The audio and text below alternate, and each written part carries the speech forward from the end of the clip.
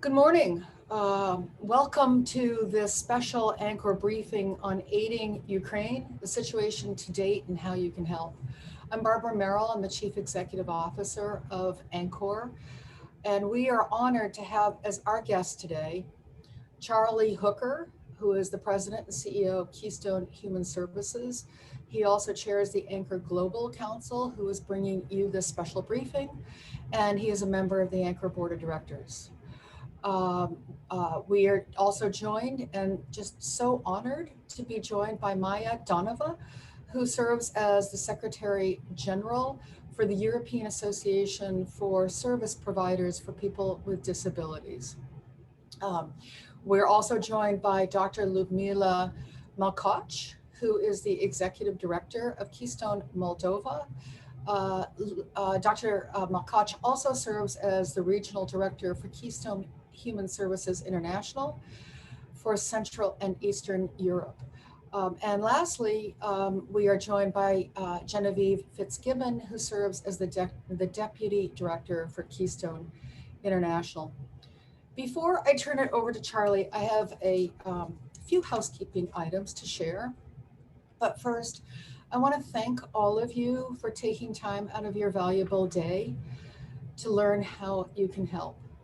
As the Russian attack on the Ukrainian people becomes more and more brutal, the headlines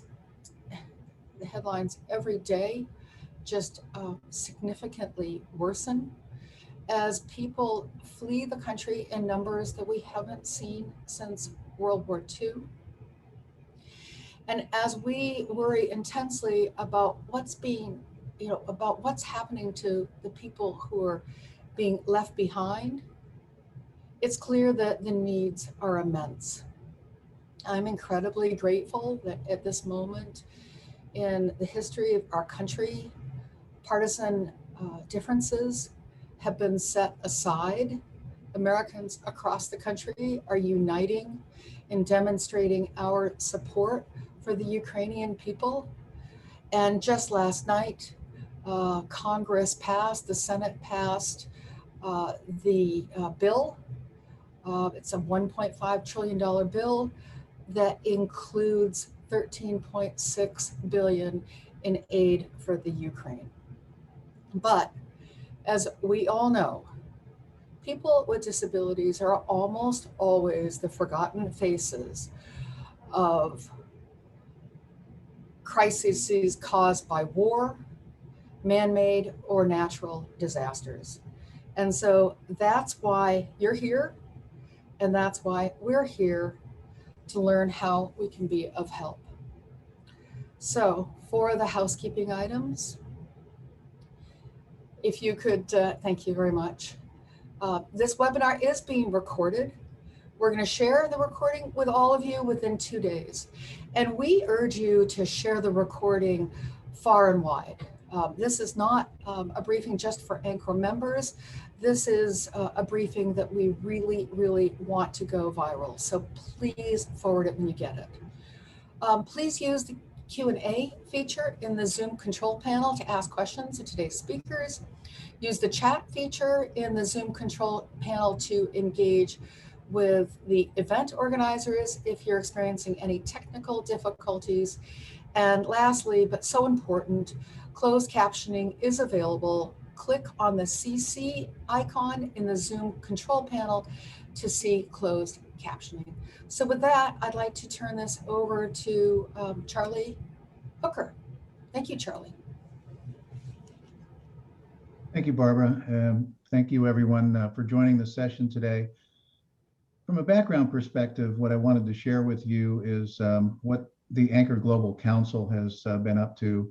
That's an important component group within ANCOR that has a mission to foster a worldwide movement of providers, nonprofits, and other industry leaders committed to the growth and innovation in community-based supports for people with intellectual and developmental disabilities. I'm very pleased to be the chair of the ANCOR Global Council, and we've been quite an active group. We meet monthly.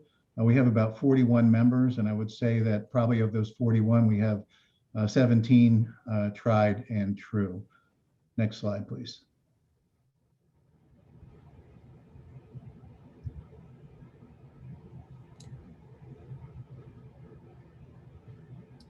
So is this where the technical difficulty comes in?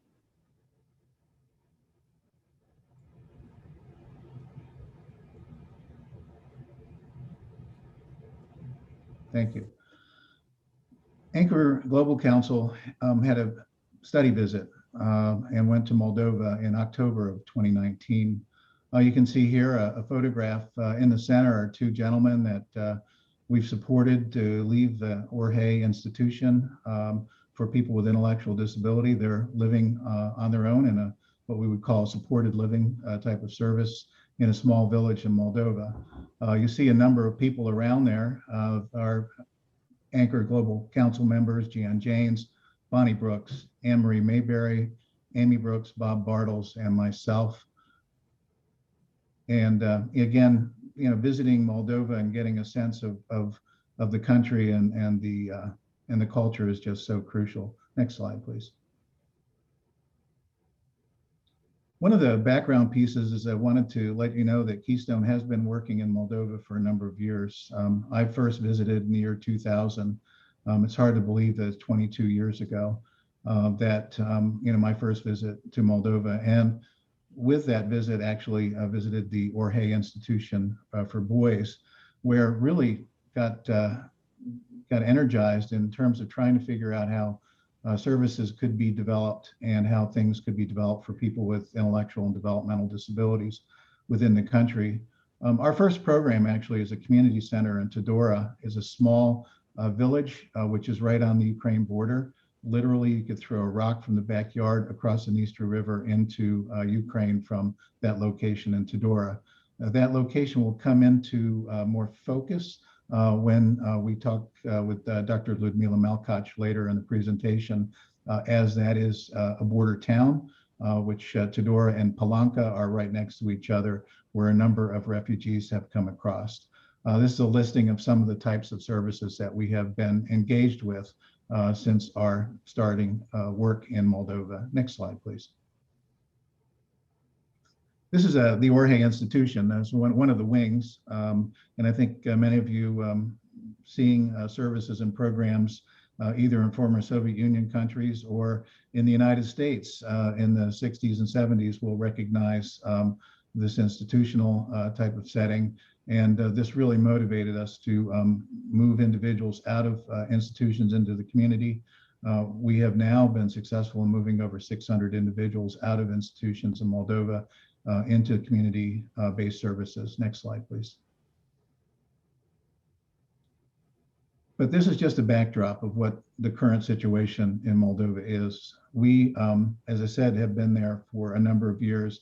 And little did I realize that when I first visited in 2000, that not only would we be involved in moving people out of institutions into the community, but also that we would be on the front lines for one of the largest, I guess the largest in my lifetime, humanitarian refugee crises in the world. We, in 1 week, there was over 1 million people that left the Ukraine. In contrast, the Syrian issues or the Syria refugees was about 1 million people, and it took over 2 years for that to happen. So the number of individuals crossing right now is at about 2.5 million. Next slide, please. As you can see here that we have 2.5 million have left Ukraine. This is as of today. 104,000 have sought asylum in Moldova. There's a projection that we would see maybe 4 million refugees total expected. And the expectation was 100,000 would be in Moldova. We've already exceeded that expectation, unfortunately. Next slide, please. So this is where I turn it over to Dr. Ludmila Malcoci. Dr. Malcoci, I'd like you to speak to the group directly about what our folks on the ground in Moldova are seeing and experiencing. Thank you. Thank you very much, Charles. Dear colleagues, partners, and friends, first of all, I would like to share the horror of Ukrainian population with the war, including of my family and friends that still are live in Ukraine. I would like also to express the solidarity with persons with disabilities in Ukraine, including with those from Kharkiv, psychoneurological institutions that have been bombed today. Around 300 people with disabilities, with psychosocial disabilities that are still left in Kharkiv residential institutions. And also, I would like to express the solidarity with the refugees, persons with disabilities in Moldova, and to express our willingness for support. The next slide, please. On this slide, you can see the data on Ukrainian refugees in Moldova from 24 February until 10 of March 2022. And you can see that more than 270,000 refugees entered from Ukraine in Moldova. And still, like Charles said, more than 100,000 still left in the Republic of Moldova. Unfortunately, still there is no consistent data on how many persons with disabilities transited the Republic of Moldova and how many of them left in the Republic of Moldova. Keystone Moldova now is mapping the persons with disabilities that live in shelters or live in families around the country. Next slide, please. On this slide, you can see that per the analysis of data per various country, the Republic of Moldova is like the most impacted countries with refugees. Per 100,000 inhabitants, the number of refugees in Moldova is much, much higher than in other countries, and there are more than 4,000 refugees per 100,000 inhabitants. The next slide, please. Talking about the Moldova support for refugees, I would like to say that the Moldovan government took the whole responsibilities for supporting the refugees, and I think that they successfully until now managed the situation with refugees. First of all, in Moldova was created a unique crisis centers for refugees that is managing, all the situation with refugees nationwide. There are 2 centers to manage refugees at the customs, and there are 2 big customs, Palanca and Kalarashevka, which were the main refugees enter Moldova and transit Moldova. And I would like to say here that Keystone Moldova is volunteering at Palanca custom. The Ministry of, in the Republic of Moldova, the distribution of the function between different governmental entities is as the following. The Ministry of Interior is responsible for customs and centers for refugees, and the Ministry of Labor and Social Protection, with whom Keystone Moldova is partnering, is responsible for humanitarian aid and long response for the refugees that will stay in the Republic of Moldova. Meantime, the Ministry of Health is responsible for supporting the refugees with health services. There are 2 lines, green lines for refugees and for Moldovans.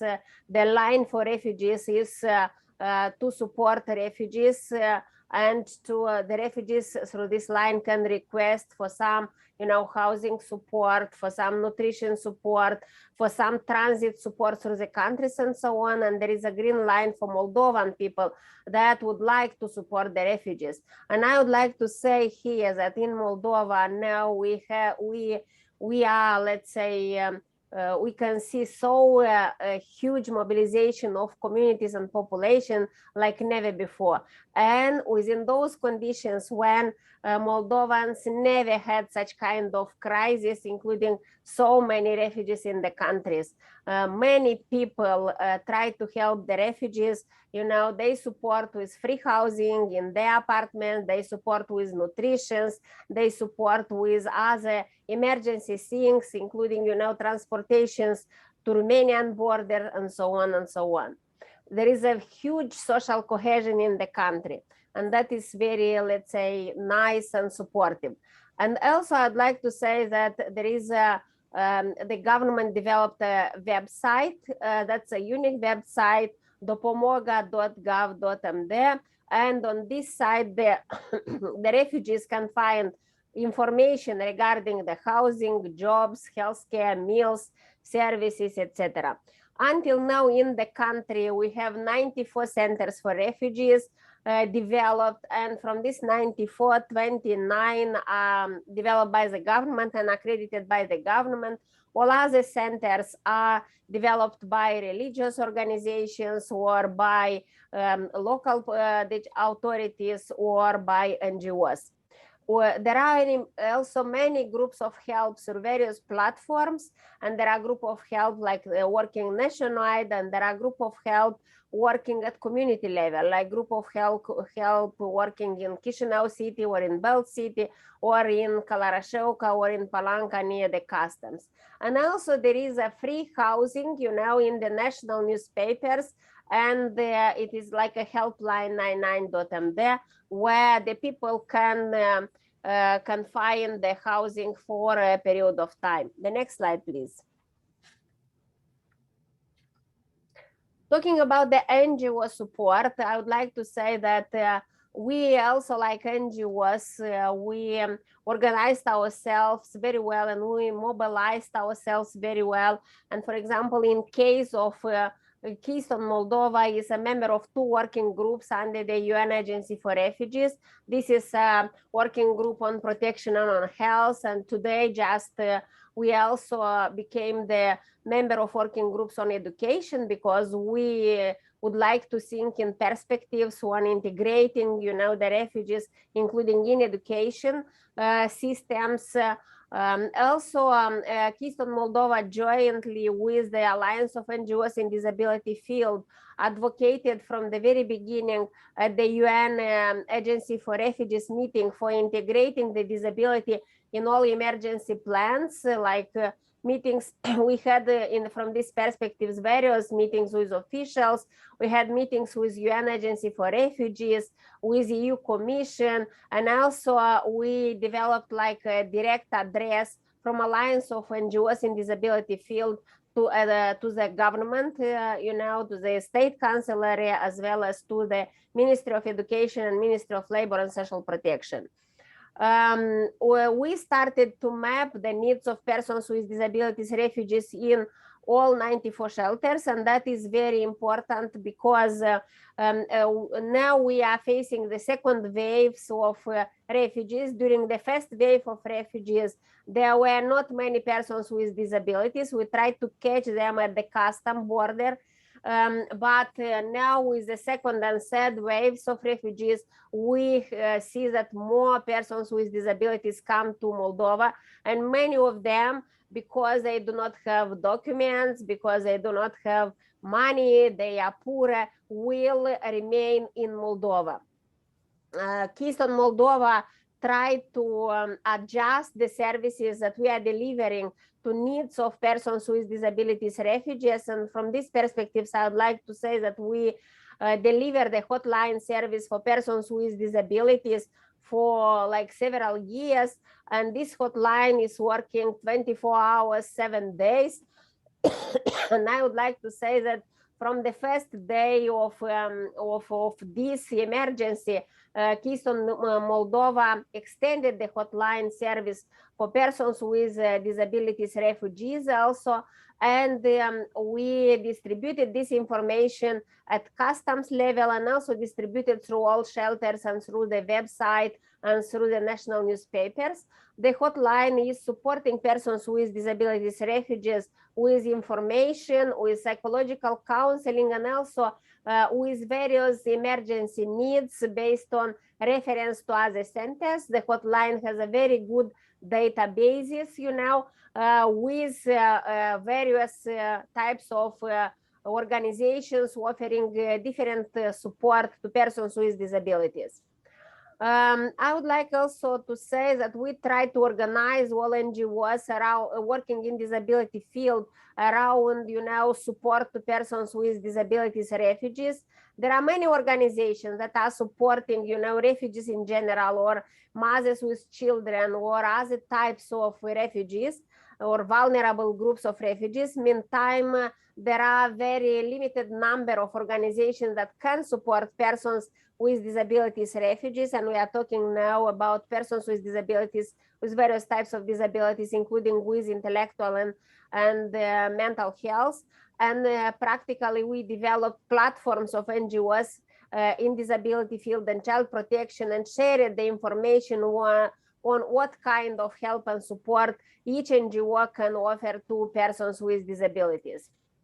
We also started to advocate with other NGOs to open a shelter for persons with disabilities that need, for example, accessibilities. And even today we had a meeting at the municipality level trying to convince the municipalities that it would be very important to transform the community center in a shelter for persons with disabilities that need accessible toilets, that needs, accessibility within the centers, and so on and so on. And I would like to say that Keystone Moldova has a daycare center in Tudora. Tudora is very close to the custom, to the border of Ukraine, and practically starting with February 24, we had volunteers at this custom that help refugees with information and meals. And Keystone Moldova provided hot meals and needed products also for mothers with children at Ukrainian custom. We concluded a contract with an organization that can prepare a meal and is accredited, for preparing meal and for delivering meal nutrition services. And practically we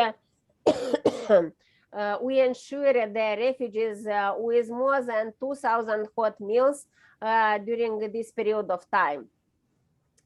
We established a very good partnership with some international NGOs that are specialized in emergency, like for example, Israel Yed. And just today we concluded the memorandum of understanding with Israel Yed for establishment and delivering support to mothers and babies directly at customs.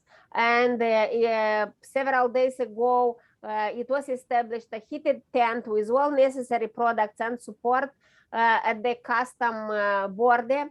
And practically the mothers with babies, including mothers with babies with disabilities, can benefit of different types of services there. There is an organized playground there. And also I would like to say that there will be working every day 8 volunteers supporting mothers, babies, and persons with disabilities, if any. Tomorrow we start the training for those volunteers that will start delivering services, Sunday.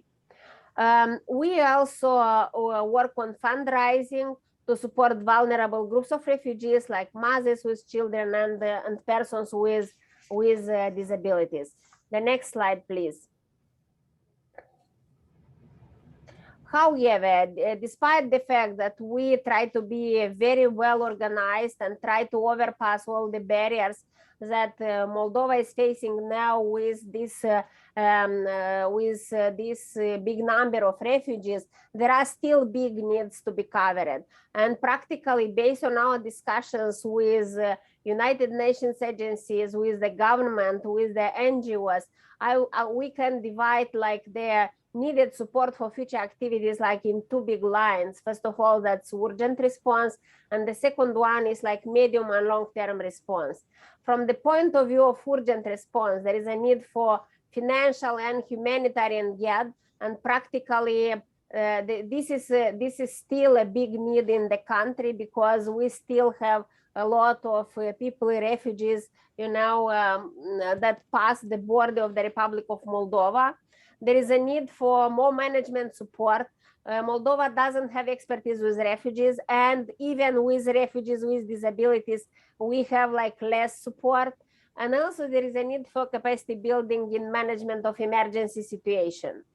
Talking about the medium and long-term response, I would like to say that here definitively we will need support for integration of refugees, including persons with intellectual disabilities, in kindergarten, schools, other types of services. I would like to say that now we have around 100 children already integrated in schools, but still there are problems with language, because here in Moldova we have more schools with Russian language, we have less schools with Ukrainian language. We have more schools also with Romanian language. And meantime, refugees will need like more schools or in their native language, or will need just to integrate refugees and to try to teach them the Romanian language in order that they will be like better integrated in kindergarten, schools, and other types of services. There is a need also for support for revision, development of new policy related to emergency situation, as well as capacity building for implementation of those policy. And what is very important, we need to integrate disabilities in those policies. I would like to say that there were many crises in the world with refugees, and the disability issues still were left behind, and we have very limited good examples and practices, on how to integrate disabilities in policies and practices related to this emergency situation. That is why it is very important to develop this policy, in order not to left behind, the most vulnerable groups of population. And also there is a need for support for building inclusive infrastructure, inclusive social services, including based on needs of persons with disabilities, refugees. What means that up to now, we worked on building inclusive infrastructure and social services for persons with disabilities from Moldova.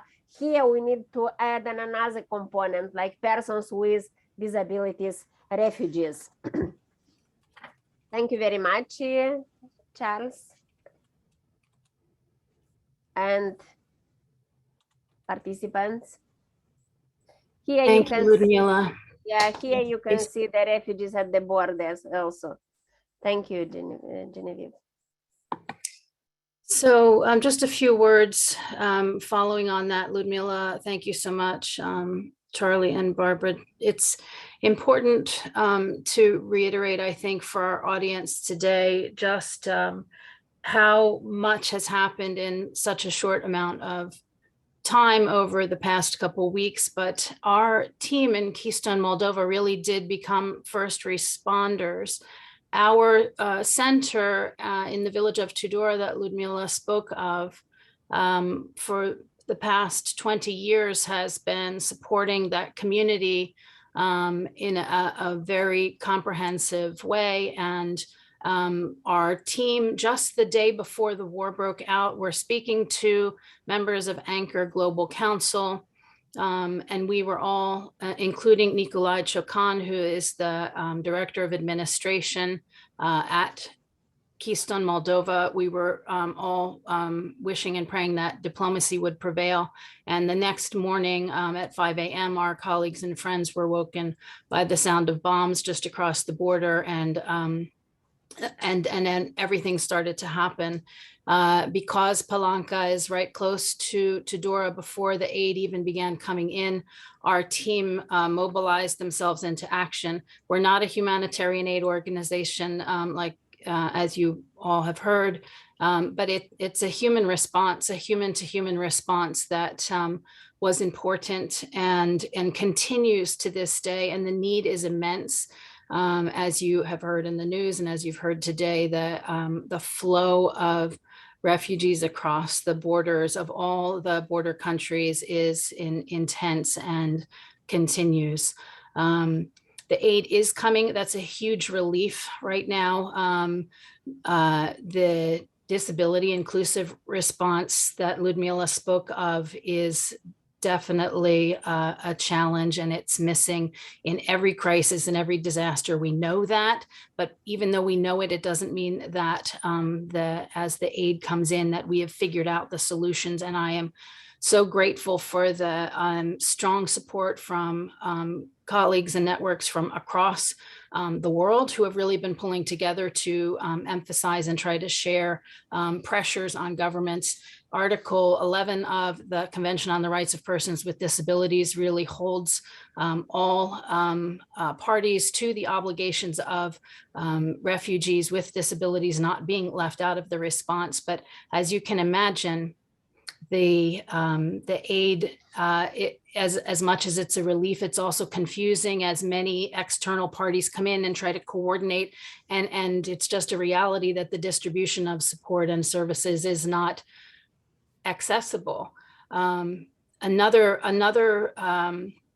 that's something that our team in Keystone, Moldova is trying to do their best to contribute to. Another issue is that there are so many people coming across the borders, and as Ludmila mentioned, just these next waves, people with disabilities, but we're deeply concerned about the people who are still in Ukraine. I think the numbers are, 260,000 people with disabilities in Ukraine, and many of them in institutions. Probably that's a huge undercounting. We have been staying in connection and contact with our colleagues and partners there, but I know EASPD has been doing a wonderful job of trying to share, and we'll probably hear more from Maya in a short bit about that. The access to be able to evacuate just from pre-existing, barriers is great, but then the crisis creates whole layers of other barriers, as well as the existing stigma and discrimination that we all know a lot about for people with disability. So there is just a really desperate need to support organizations in this region with contributions and donations that allow them to be flexible and nimble as they're trying to decide the best way to respond. Because also, as many of us on this call know, the response to people with disabilities needs to be individualized. We need to assess what the needs are, make sure we meet people's needs. And another important factor that Keystone Moldova has been really keeping at the forefront of their work and our work is making sure self-advocates and advocates are speaking, involved in directing what their choices are, their needs are, and how we should be responding to what they need most right this moment and what they're going to need as this crisis and emergency situation continues. Truly, there are multiple vulnerabilities that women and girls experience. There's increased risk of the violence that can be experienced by all, but that's something that's very important for us to be keeping an eye on and responding. And so I think, just to really wrap up before I turn this over to you, Maya, I wanted to express that the work that Keystone Moldova and under Ludmila's leadership, over these past couple decades has been focused on this, one of the poorest countries in all of Europe that had very little infrastructure for supporting the needed supports, the government responsibilities to its citizens. And we have worked tirelessly to continue trying to build how that system can be responsive to the needs. And now we are looking for additional support and thinking about how do we multiply the ability for us to respond, the ability for us to continue supporting people in this community, and just a huge outpouring of collaborative, collective kindness that has been coordinated by the people of Moldova, by the government of Moldova, opening their arms very willingly, saying, just come. If you don't have papers, it's okay. We'll help your kids get into the schools. It has really been a very impressive and heart warming to see that. I hope that I would do the same thing in the same situation, but it's not even really begun. The flow is continuing. And so with that, I'm going to turn it over to you, Maya, to tell us what you've been hearing and tell us a bit about EASPD. Thank you very much. Thank you, Genevieve. Thanks for the invitation and for having us here. Greetings from Brussels. The last 2 weeks, we've tried to get in touch both with people within Ukraine, and I have to say that the conversations that we had 14 days ago are very different from what we had 10 days ago and are very different from what we're having yesterday and today. So the situation is escalating day by day, hour by the hour. Even today, we had already the news that there was a bombing on a residential state care institution, which is unacceptable in any conflict to target civilians, especially civilians which have special needs and support needs like that. So that is absolutely not acceptable, and we're trying to do our best to both work with organizations and people and communities, but also to really raise awareness towards the authorities, because in a way we can organize as much as we can within our NGOs and within our networks, but it is authorities' job to have this stopped and to have this ceased. So I will start a bit with an overview of how we started. 2 weeks ago, we had a public discussion, a public meeting with several of our partners and members in Ukraine and around Ukraine. We invited several ECI services representatives to share how their service provision and life of the organization is going on, and we heard some very disturbing things.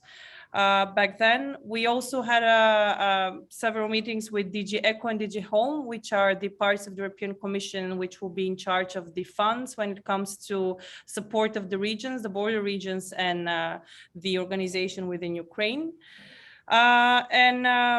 What we try to do next, in a way, is to try to identify a common mechanism of support that, in a way, unites the networks and the authorities and the organizations. So we are aware of who is doing what.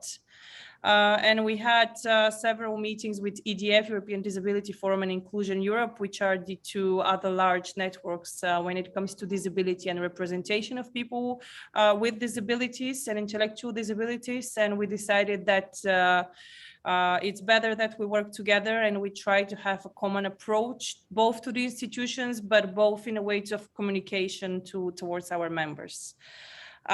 So that's in a way what we had as an approach. I have to say that we had a press conference the day, I think yesterday or the day before, which was attended by over 250 journalists, the New York Times, Reuters, really media from all over the world. And we try to give platform to people who are still in Ukraine, because I hear that in both of in most of the interventions that we heard about the number of the total number of people with disabilities, and then the number of refugees, the expected number of refugees. What we are getting as feedback, though, is that most people with disabilities in Ukraine will actually stay in Ukraine because they can either not leave or it's just not possible for them to evacuate within what is happening right now. We are collaborating very actively with NADU, which is the National Association with Persons with Disabilities. It's a national network, and they're also giving really concerning signals, not only about people within Ukraine who need to get out of the country, but also people who are displaced within the country. So they had to leave their home because, for example, in Sumy, in Mariupol, in Kharkov, it's already not, it's literally not possible to live there. Electricity is not there. Food supplies and water supplies are scarce. So most people are trying to evacuate, but even within Ukraine, that's very difficult. And we have several testimonials. I also share this in the chat in a second, the link of the testimonials of Valery Siskevich, who is the president of NADU. It was saying that many people would call him and would just say, there's nothing I can do. I hear the bombs and I'm on the 16th floor of my flat and there's nothing I can do. I cannot go out. And I would really like to underline that most of the people with disabilities in Ukraine will stay in Ukraine. And this is why also we're trying to organize a network of support, a mechanism of support for the organizations who are there. Because that is the tool that we have, everybody who is outside of Ukraine, I think right now, in trying to understand how we can help. I will share some very practical things, but I think the major thing is that we have to find a way to support the people who are still working and trying to do their job still there in these ridiculous conditions that they are facing. So there are still services which are trying to function. We had a lot of feedbacks from, especially from parent organizations, that daycare centers are not functioning. And this is being very difficult on them because, again, the informal caregivers are becoming the main caregivers and there is no extra support from social services. And I think we all know that if there is no community-based service available, all the pressure again is on the family. So trying to support the organizations who are still there is crucial, I have to say.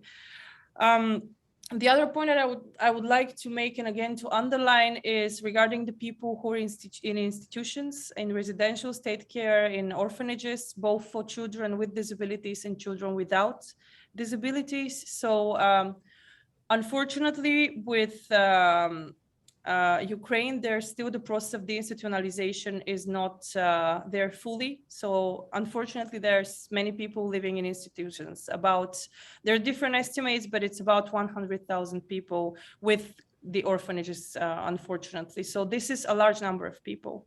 And in other conflicts, many times staff which is not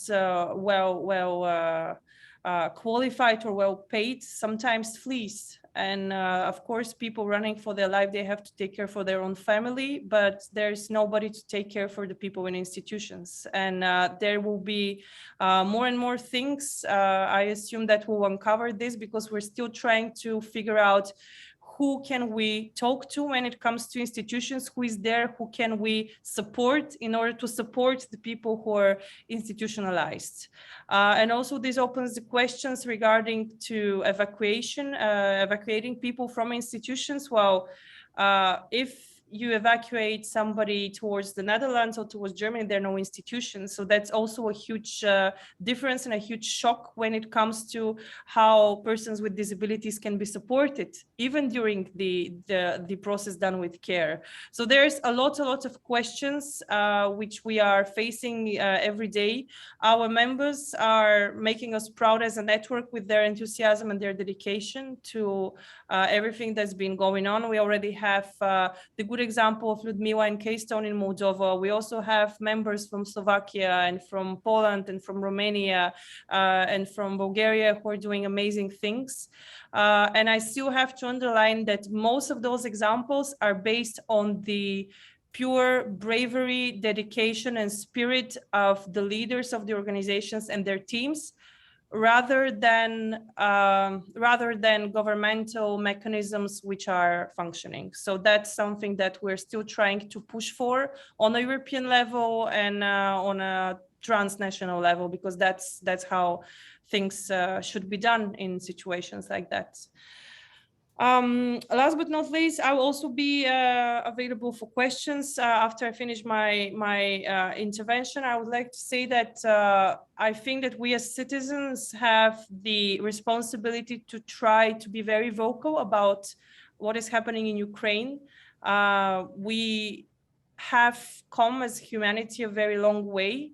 And we have two major world wars behind us. And I think it's our responsibility to say that we disagree with what is happening. And we can do that in a variety of ways. We can do that by peacefully protesting, by reaching to our government, or in your case, to your senator, or to your representative in the parliament, or just by supporting a local organization or supporting organization in the border regions, because that is really, really very, very important. There is the We Care package by the European Commission, which we hope it will function very shortly. It will start functioning and have a decent impact shortly. But even with all of the efforts, I think that the more that we wait with our support, the less we shouldn't postpone our support. I just encourage, I see 130 people right now in this webinar. Find an organization in Ukraine or in the border region and donate, support. Try to get in touch with somebody who is there and ask how you can support. Is it by being vocal about it? Is it by a humanitarian aid? Is it by something else? But it's really important to not be silent in times like that. And this is what we're trying to do within our network. We have over 20,000 members in over 30 countries. And this is our message to them and as well to you. And yeah, thank you for organizing that and for giving me the platform to share our experience. Thank you, Maya. Some questions have popped up, and so I just want to address the most recent one. Someone asked if you could repeat the name of the organization that you were referencing. It sounded like you were saying NADU, but we wasn't quite. Could you just repeat that and clarify the organization? Yes, I think my Bulgarian pronunciation is the one that makes it unclear. NADU, I will just also link their website and their information so you can find them. Yes, and I can also share a link on our website on the common initiative we have with EDF and Inclusion Europe for all of the members that we know are good organization working on the ground that we as networks can vouch for. So if somebody would like to support them, they can find a way to do that as well. Terrific. And Gabrielle, as you saw, there was a question about whether or not we could share the recording link of that first meeting in the chat. Could you do that, the meeting that you referenced, Maya? Yes, yes, of course. I will be happy to. Both of the webinars also have Ukrainian translation. And Barbara, if you just let me maybe for a second to have a small intervention regarding the Ukrainian diaspora. I think that's also a very crucial part for both reasons. First, because if we really want to help the Ukrainian community, I'm sure that there's a lot of Ukrainians around us that can have a very concrete ideas how to do that. On the other hand, I think just reaching out to somebody who is from Ukraine in these times makes a difference. So try to engage the Ukrainian diaspora and try to get in touch with people who are either close to Ukraine or Ukrainian and would be interested maybe in your support. And in it just having to know that somebody cares is the message that we're getting from all of our Ukrainian partners. The fact that somebody cares also matters. Thank you. Thank you. I see, Genevieve, that you're in the process of answering the specific question about Moldova, but would Dr. Malcoci like to take that live? I think she might be on another call. She's got things coming at her. She'll join us in a short second, but there was a question about the way that people with intellectual disabilities might be able to find out about resources. I don't have the question open, but I'm going to put the hotline link, the National Disability Helpline that is run by Keystone Moldova, which will be a great place for people to call. Keystone Moldova is working on making sure the materials that aren't already in accessible language are so, but also they're in Ukrainian accessible so that people with intellectual disabilities can access knowing about how to find the resources that they need and where to call. And here's Ludmila back. I'll get the link for the hotline and put that in the chat. You shared it in your presentation.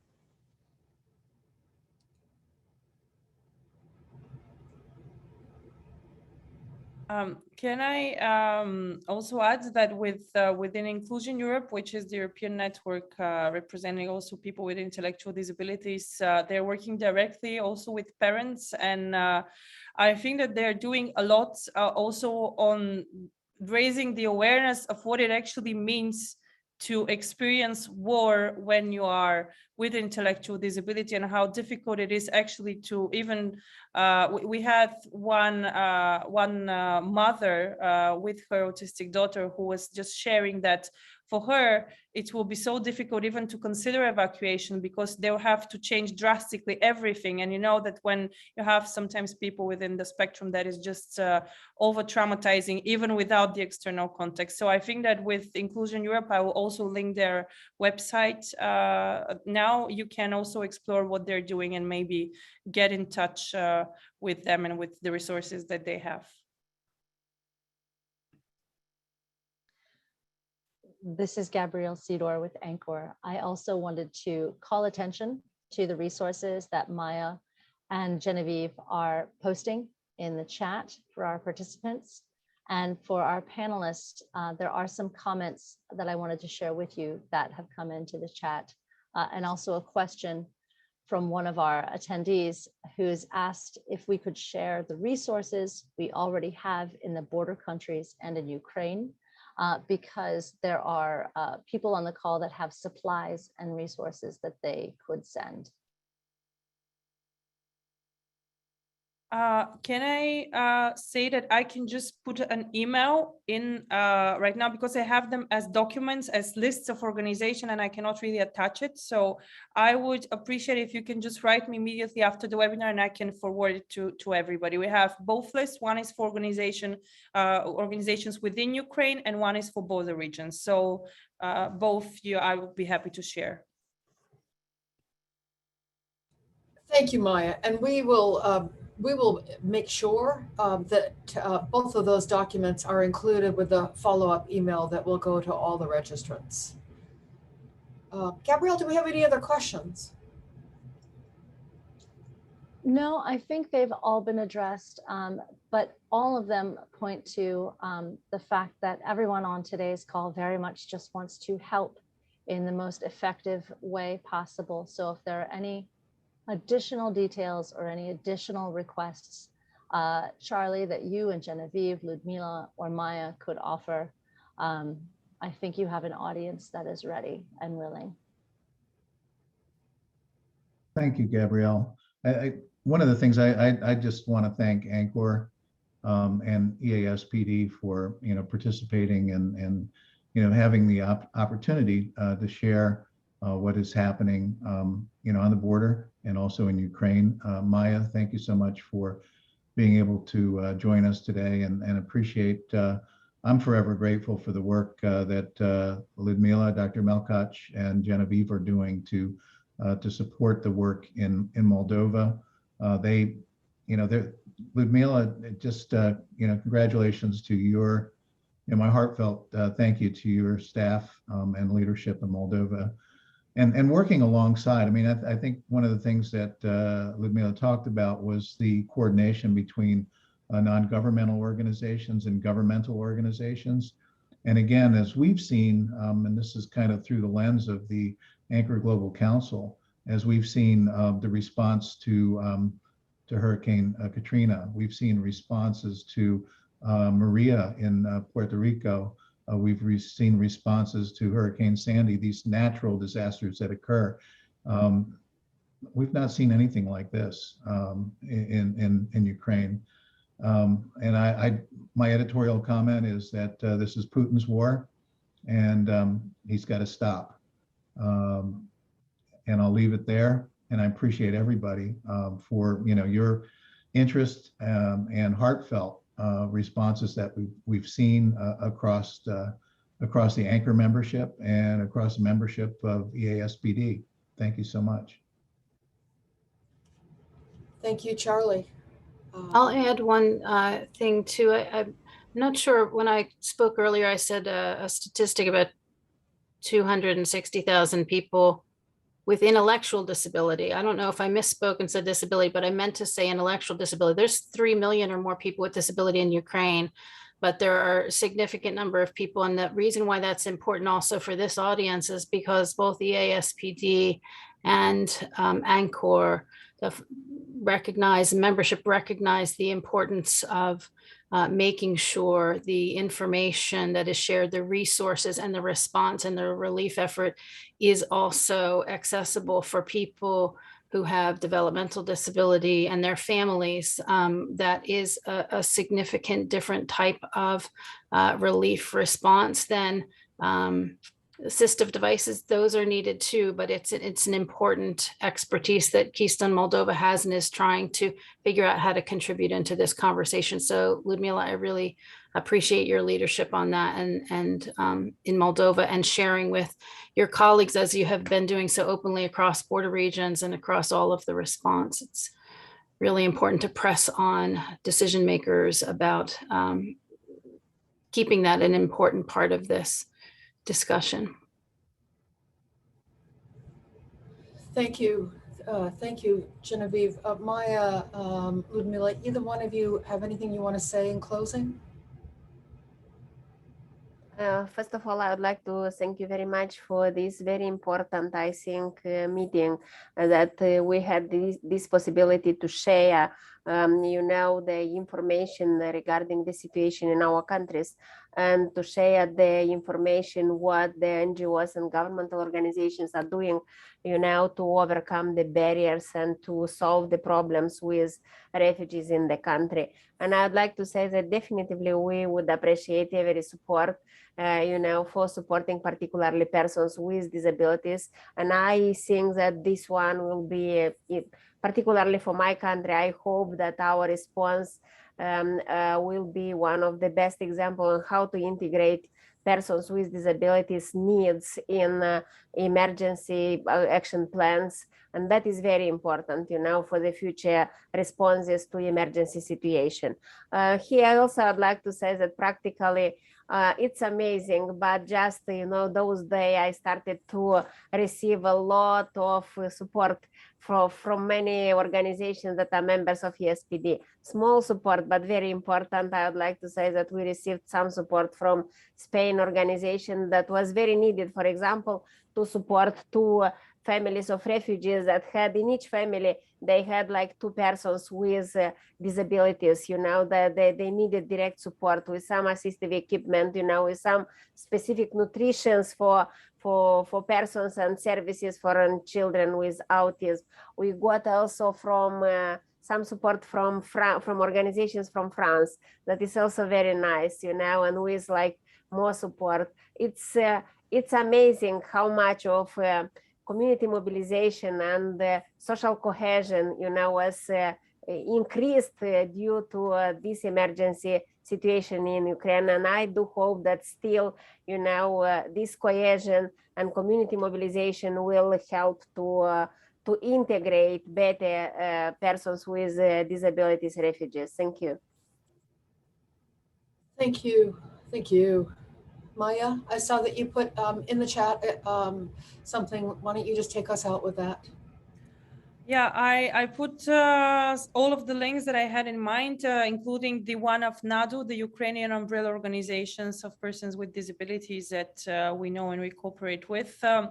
I hope that this event was useful for all of the people who are here to get a bit of better understanding beyond the news, because in the news, the people with disabilities, they're missing, they're not there. And I think that it's a very important thing to be aware of, that they're not there because they're invisible, unfortunately, generally. And you have even more, another level of a humanitarian crisis within the humanitarian crisis. This is one of the quotes from yesterday's event.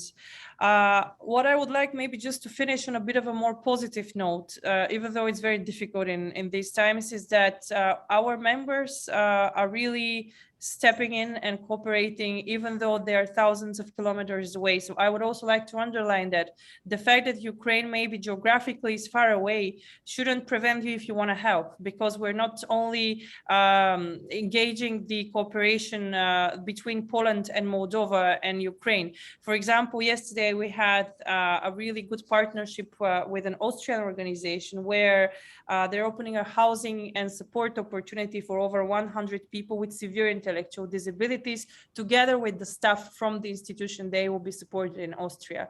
So the fact that geographically this is far away shouldn't make it further from your heart. I mean, at the end of the day, we're people and we see what's going on, and we should be active in trying to solve that as fast as we can. Thank you. Thank you, Maya. Thank you, Ludmila. Thank you, Genevieve. And thank you, Charlie. And most of all, thank you for all of you who've taken the time to join us. We've shared, you've heard it loud and clear. The need is enormous. And please help with your financial contributions, because it's really where it's going to be the most helpful right now.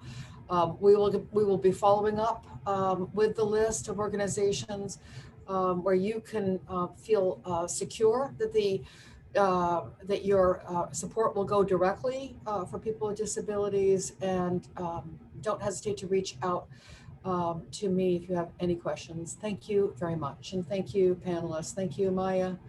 And thank you, Ludmila. The world is getting smaller. Maya, you don't seem that far away. Ludmila, you and your homeland and all of the neighboring countries in Moldova are in our heart, and we want to do more tangible support than just praying for you. So thank you very much. Thank you very much, Barbara. Thanks. And that concludes our briefing. Thank you very much. Thank you, everyone. Thank you, Anchor. Thanks, Barbara. Thank you.